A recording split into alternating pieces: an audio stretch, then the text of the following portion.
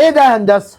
في ايه؟ بتعمل ايه؟ بلمع الجزمه. طب انا جبت لك كيس ملمع، كيس بريل بريل تاني؟ بجنيه وسفنجه. بريل تاني؟ محال ان البريل هيقعد معاك شهرين تلمع بيه. تاني؟ انت هتعمل زي الناس اللي منزل لهم في الفيديو بقول لهم ما حدش يلمع الفرده بالبريل، ويقولوا لي لا احنا بقى لنا 15 سنه و20 سنه.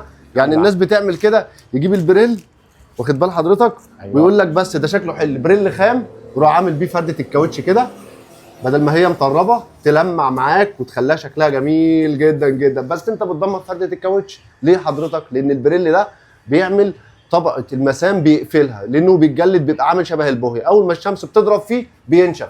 لكن انا الملمع اللي انا بديهولك اللي متناسب مع فرده الكاوتش بيعمل ايه؟ بيعمل ليونه في الفرده بحيث ان هي ما تشققش معاك وتنشف.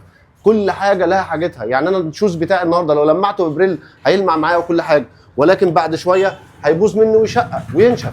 فانا بقول لك ما تحطش بريل. انا بنصحك الناس اللي بتهاجم يا جماعه عقلوا الكلام الاول. يعني انت بتقنعني ان البريل بقالك 20 سنه بتحطه، ما انت ما بتبصش للفرده، انت مش متابع اساسا. انت بتلاقي الفرده اتغيرت، ما انت ما تعرفش ان الفرده دي كانت ممكن تمشي معاك 10000 كيلو زياده و20000 كيلو زياده، بس انت بتجادل. ارجوكم، انا بتعامل مع المتابعين بتوعي اللي عارفيني بمصداقيه، اللي متابعني الصفوه، اللي عايز يفهم، الناس المتميزين اللي عايز يعرف عربيته بتمشي ازاي عشان يوفر يبقى اقتصادي ويحافظ عليها بدل ما يصرف فيها اضعاف. النهارده التزاماتنا عاليه جدا، فانا بوفر لك.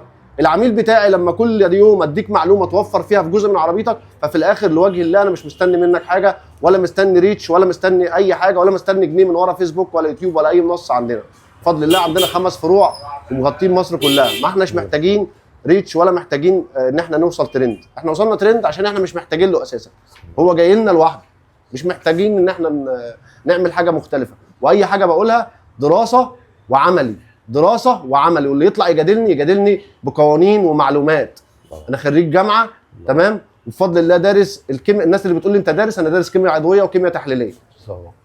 السلام عليكم.